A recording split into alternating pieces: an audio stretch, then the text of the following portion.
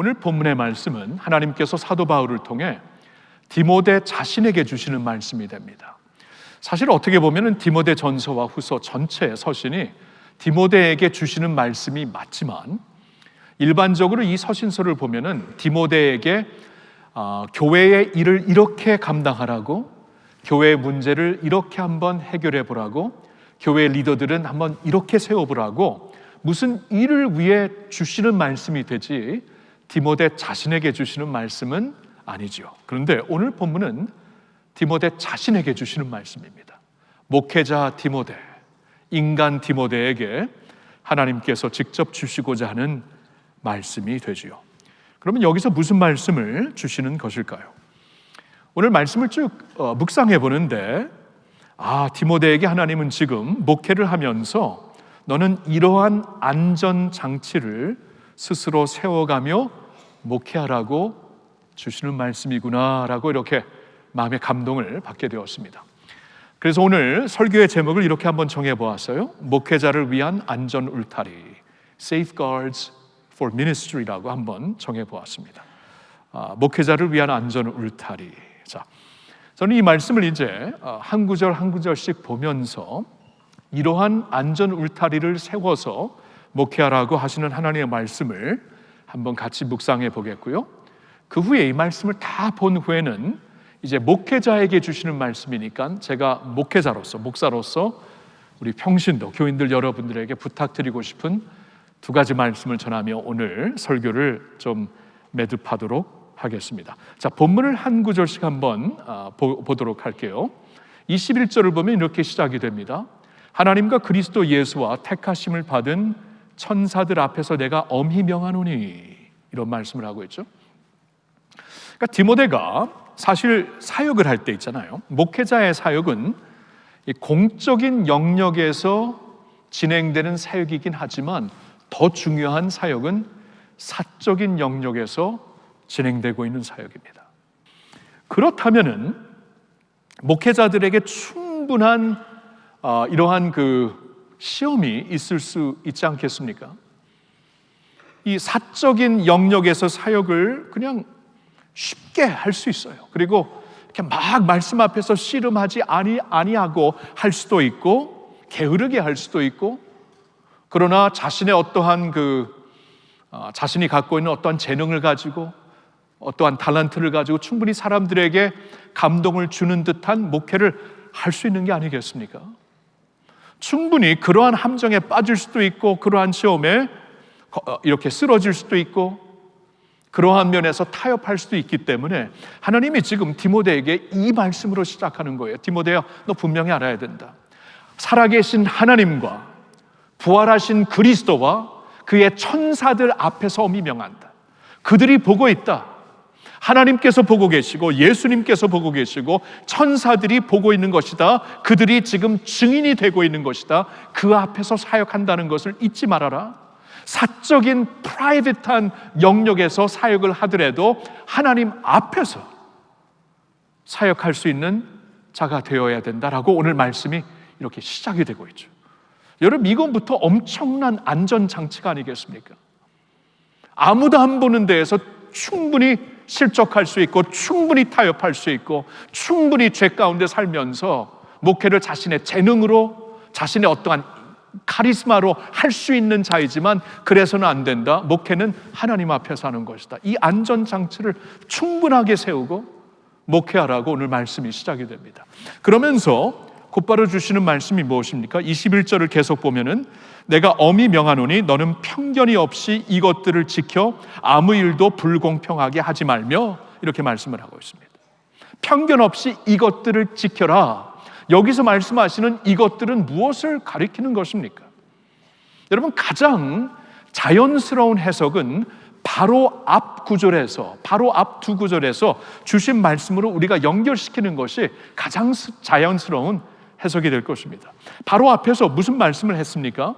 우리가 지난주에 자세히 보았지만 19절을 보니까 장로에 대한 고발은 두세 증인이 없으면 받지 말 것이요, 그러니까 이제 교회의 장로들, 그러니까 오늘날로 말하면 장로도 되고 목사도 되고 뭐 감독도 되고 교회의 리더십을 세워주셨는데, 그 리더십들은 충분히 구설수에 쉽게 오를 수 있는 자들입니다. 공인들이기 때문에. 그래서 이렇게 막 여러 군데에서 뭐 마음에 안 맞는다고 불평이 된다고 교회에 고발할 수가 있죠. 교회에 고발한다는 것을, 이 컨셉을 아직 이제 성경을 잘 모르시는 분들은 이해가 좀 힘들 텐데요. 여러분, 고린도전서 6장을 보면 성도들에게, 크리스천들에게 너희는 세상 법정에서 소송하지 말라고 말씀합니다. 세상 법정에서 소송하지 말아라. 서로 세상 법정에서 소송하지 말고 교회의 문제를 세상 법정으로 갖고 가서 소송하지 말아라. 왜냐하면 주님의 명예가 걸려있기 때문에.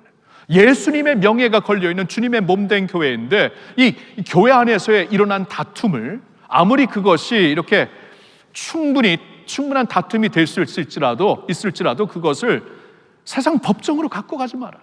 분명한 가르침이에요. 그러니까 그러한 사도들의 가르침이 있었기 때문에 성도들은 처음부터, 초대교회 때부터 이러한 문제가 생겼을 때 교회 앞으로 갖고 왔습니다. 교회 앞에서 리더십이 이 일을 처리할 수 있도록, 판단할 수 있도록. 그래서 여기 보면은 이제 리더십에 대한 이러한 그 소송할 일들을 이제 교회 앞으로 갖고 왔을 때 신중하게 다뤄야 된다. 리더십이 쉽게 구설수에 오를 수 있고, 리더십이 막 여기저기로 아무런 근거 없이 휘둘리게 되면은 주님의 교회가 어떻게 건강하게 세워질 수 있겠습니까? 그러니까 그들의 고발은 신중하게 이렇게 대하면서 두세 증인이 없으면 아예 받지도 말라고 말씀을 하시죠. 그러면서 곧바로 주시는 말씀이 20절에 보니까, 그러나 모든 팩트 파인딩을 통해, 모든 그 조사를 통해, 리더십이지만, 목사이든 장로이든 리더이지만 범죄한 자들로, 죄악 가운데 남아있는 자들로 발견이 되었을 때는 그를 사람들 앞에서 공개적으로 징계하라. 그래야 교회의 질서가 선다. 그래야 교회의 명예가 설 수 있는 것이다라고 주신 말씀이 바로 앞에 있는 말씀입니다. 그러면 지금 연결되고 있는 21절에서 이런 것들, 이런 일들을 너는 편견 없이 하고 불공평하게 하지 말아라 라고 말씀을 하는 것이라면 바로 이 일이죠. 교회에서 이 불가피하게 리더십을 징계하는, 치리하는 어려운 일이 일어날 때에 이 일을 편견 없이 하라. 이 일을 불공평하게 하지 말아라 라고 말씀을 해주시는 거예요. 여러분, 생각해 보면은 그때나 지금이나 이 리더십 징계하는 일처럼 예민한 일이 어디 있겠어요? 목사가 되든 장로가 되든 교회의 리더십으로 세움을 받았는데, 그를 뭐 이렇게 교회에서 징계를 하던가, 그렇죠? 뭐 노회가 있는데 노회에서 징계를 하던가, 세상 법정이 아니고요. 이런 일을 자칫 잘못하면은 이런 일로 인해 교회가 완전히 풍비박산이 될 수 있죠. 제가 일부 예배 때는 풍지박살이 될 수 있죠. 그랬더니 우리 직원팀이 풍지박살이 아니고 풍비박산이라고 그러더라고요. 여러분, 저한테는 모르겠어요. 미국에서 자라서 그런지 풍지박살이 훨씬 더 확실하게 다 박살난다 이거죠. 그렇죠? 풍비박살, 사이드입니다. 하여튼 여러분, 그러지 않겠어요? 얼마나 예민한 일입니까? 근데 어쩔 때는 필요한 일이에요. 그럴 일이 충분히 있을 수 있죠. 그러면 이 일을 어떻게 다룰 것인가? 이거 충분히 함정이 될 수 있고 아픔이 될 수 있고 교회가 요동칠 수 있는 요소가 될 수 있는데, 이러한 사역을 안전장치를 걸고 안전 울타리를 세우고 하기 위해서 필요한 것이 무엇인가? 여기서 지금 말씀을 하는 거예요. 하나님 앞에서 하되 편견 없이 하라, 불공평하게 하지 말아라 라고 말씀을 하시는 거예요. 절차와 자세가 중요하다라는 것이죠. 이 편견 없는 자세로, 그리고 공평하고 공정한 절차로 다루라고 말씀을 하신 것이죠. 이래야 안전장치가 세워지는 거예요. 자, 그러면서 이제 22절에 무슨 말씀을 하십니까? 그 다음 구절 22절을 보니까, 아무에게나 경솔히 안수하지 말고 다른 사람의 죄에 간섭하지 말며 내 자신을 지켜 정결하게 하라. 이렇게 어떻게 보면은, 이렇게 보면은 22절에서 세 가지 다른 권면을 하시는 것 같아요. 경솔히 안수하지 말고 다른 사람의 죄에 간섭하지 말고 내 자신을 지켜 정결하게 하라 하고 디모데에게 세 가지 다른 권면을 주시는 것 같은데, 그렇게 충분히 볼 수 있고 특별히 우리나라 번역에서는 그렇게 볼 수 있는데 다르게 볼 수도 있습니다. 이게 이제 영어 버전에서는 충분히 그렇게 볼 수가 있는데, 여러분 우리나라 번역에서는 이렇게 나와 있죠. 아무에게나 경솔히 안수하지 말고 다른 사람의 죄에 간섭하지 말라고 하는데, 영어로는 어떻게 번역이 되어 있냐 하면은 do not take part in their sins. 간섭하지 말라가 아니라 그 죄에 같이 책임을 지는 일을 하지 말아라, 그런 뜻이죠. 그렇게 본다면은 22절이 이렇게 한 맥락에서 연결되는 한 가지 어떠한 그 메시지가 됩니다. 그러니까 이거예요. 아무에게나 경솔하게 안수하지 말라. 그러니까 안수한다는 것은 이 성경 컨텍스트에서 보면은 교회의 리더십을 세우는 겁니다. 교회의 리더십, 장로가 되든 목사가 되든 교회의 리더십을 세울 때 안수를 통해서 세웠거든요. 디모데도 4장 14절에 보니까 장로의 회에서 사도 바울을 비롯한 장로의 회에서 안수를 받고 목회자가 되었거든요. 그러니까 이게 안수하라는 것은 리더십을 세울 때 하는 것인데, 여기 성경에서 오늘 하나님이 주시는 말씀은 경솔하게 안수하지 말아라. 아무나 안수하지 말아라. 더 마음에 드는 사람이 있고 더 가깝다고 안수하면 안 된다. 교회에서 더 많은 영향을 갖고 있는 사람이라고 이 사람이 그냥 건너뛰어서 다른 사람 안수할 수 없기 때문에 그 사람부터 하자, 그런 일이 없어야 된다. 다시 말씀드리는데 편견 없이 공평하게 공정하게 하나님 앞에서 사람들을 이게 충분한 시간을 두고 그의 믿음의 열매를 보고 성품의 열매를 보고 안수하라고 하시는 것이죠. 그래서 그렇게 해야지 경솔히 안수하였다가 그로 인해 생기는 여러 가지 교회 문제 얼마나 많습니까?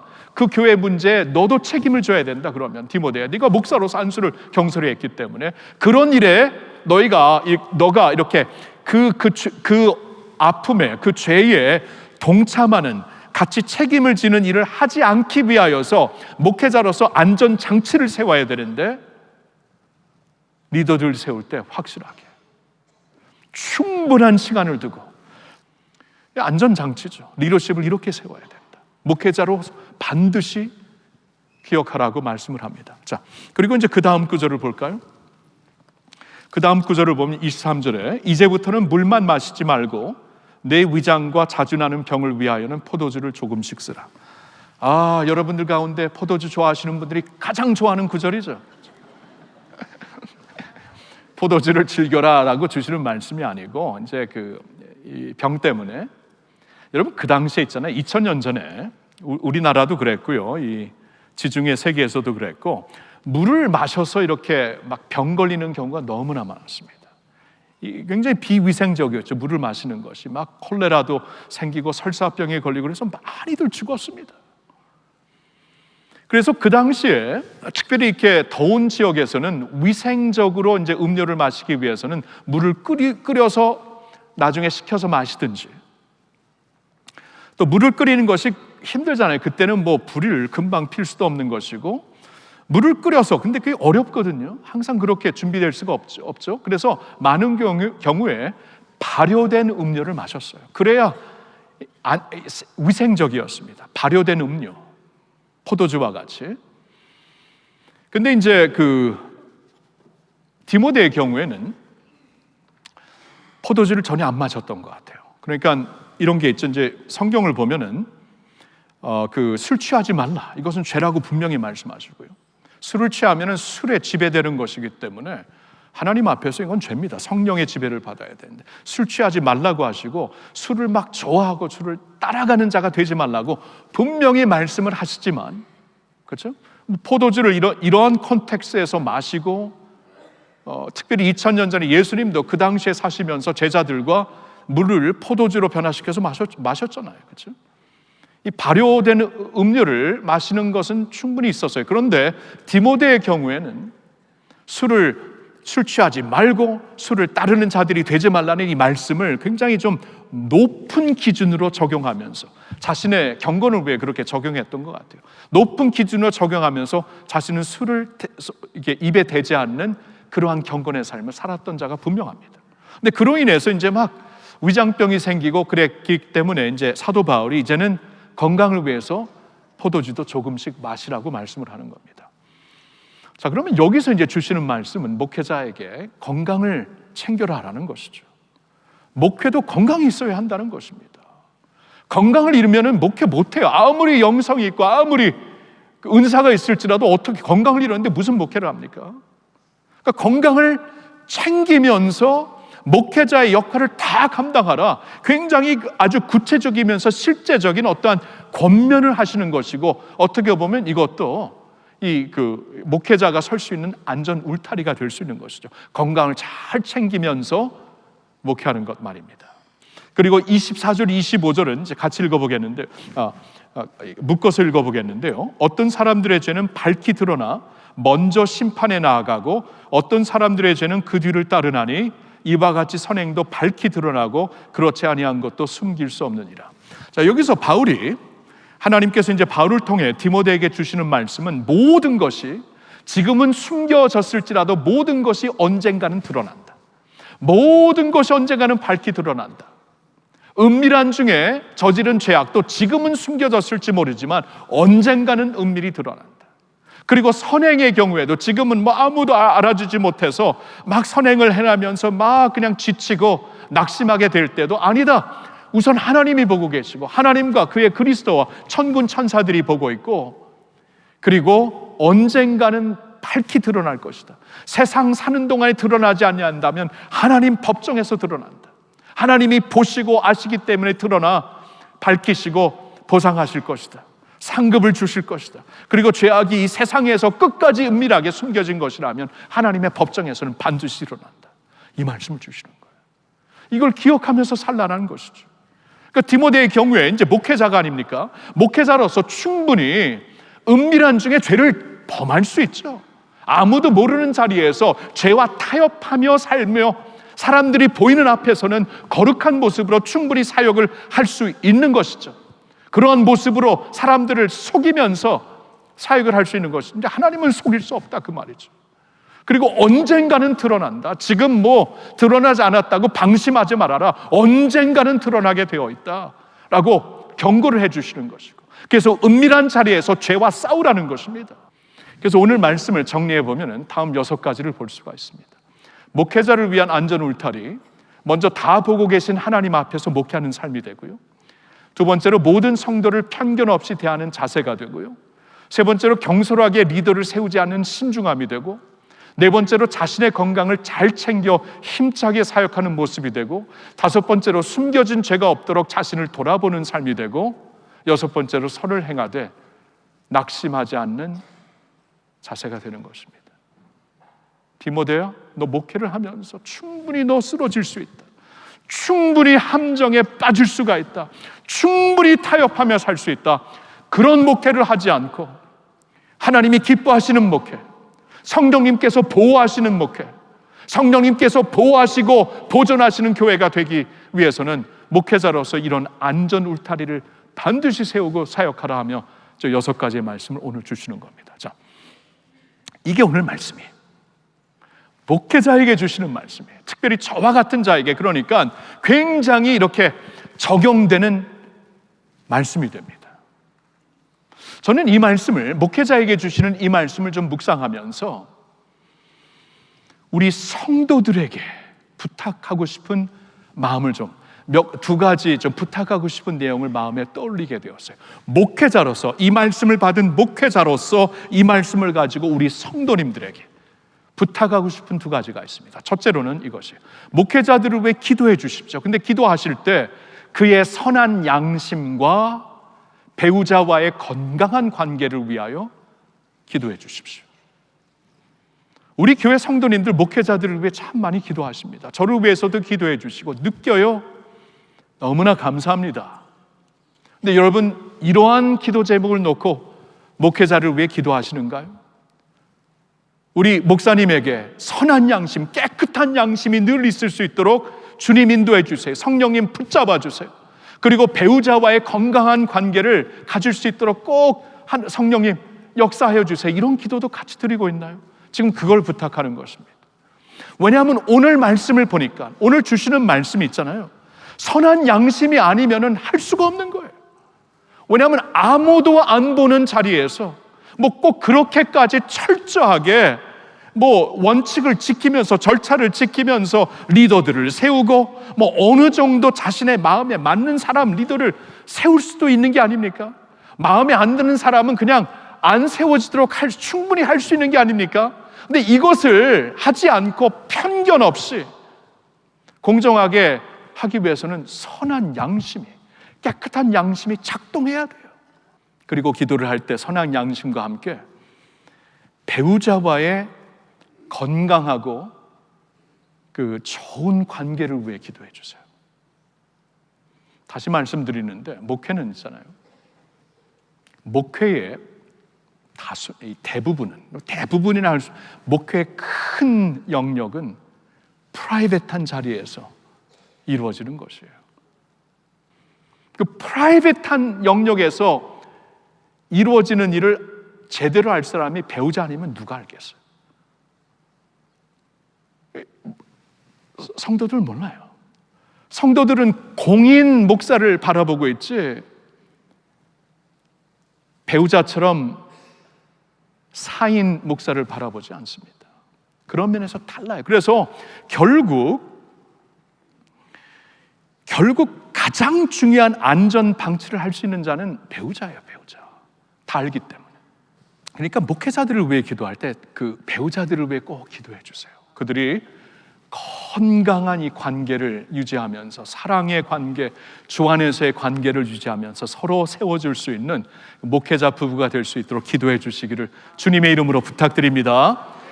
이렇게 기도해 주십시오. 선한 양심, 깨끗한 양심과 좋은 부부간의 이 관계를, 건강한 관계를 위해 기도해 주시고, 두 번째 드리고 싶은 부탁은 이겁니다. 하나님이 계셔야 하는 자리에 목회자를 대신 두지 마십시오. 하나님이 계셔야 하는 자리에 목회자를 대신 두지 마십시오. 여러분, 오늘 말씀이 왜 주어진 말씀일까요? 하나님이 오늘 이 말씀을 왜 주신 것입니까? 목회자 디모데는 충분히 쓰러질 수 있는 자이기 때문에, 목회자 디모데는 본의가 아니겠지만 그래도 충분히 실족할 수 있고 충분히 타협할 수 있는 위험이 있는 자이기 때문에 주신 말씀이 아닙니까? 여러분, 그러니까 아무리 목회자라도, 아무리 은혜가 충만하고 카리스마틱한 목회자라도 절대로 주님의 자리에 설 수가 없는 거예요. 여러분, 목회자의 진정, 결국 목회자의 궁극적인 역할은 무엇이냐면 성도들을 하나님께로 인도하는 겁니다. 성도들을 예수님께로 인도하여서 그리스도의 장성한 분량이 충만한 데까지 되도록 성도들을 돕고 코칭하고 인도하는 것이 목사의 역할이지, 자신이 그 자리에 뚝 서서 나를 통해서 은혜 받아라, 나를 통해서 진리를 받아라, 이렇게 해서는 안 된다라는 것이죠. 세리요한이 말한 것처럼 나는 쇠하여야 되겠고 그분은 승하여야 되겠다. 승하여야 되는 예수님을 바라보게 하는 것이, 이게 건강한 목회죠. 그리고 그렇게 할 수 있도록 성도들이 목사를 존중해주고 사랑해주고 기도하고 축복하지만 결단코 그를 주님의 자리에 두지 않아야 이 모든 일이 가능한 것이죠. 여러분, 그러한 건강한 교회가 되시기를, 그러한 성도가 되시기를 예수님의 이름으로 축원합니다. 그래서 오직 주님의 임재로, 주님이 함께 하심으로, 주님의 은혜로, 주님의 말씀으로, 주님의 십자가의 보혈로 우리 세워지는 예수님의 교회, 주님의 몸된 교회, 건강한 교회, 건강한 성도들, 건강한 목회가 계속 이루어질 수 있기를 예수님의 이름으로 축원하며 부탁드립니다. 아멘.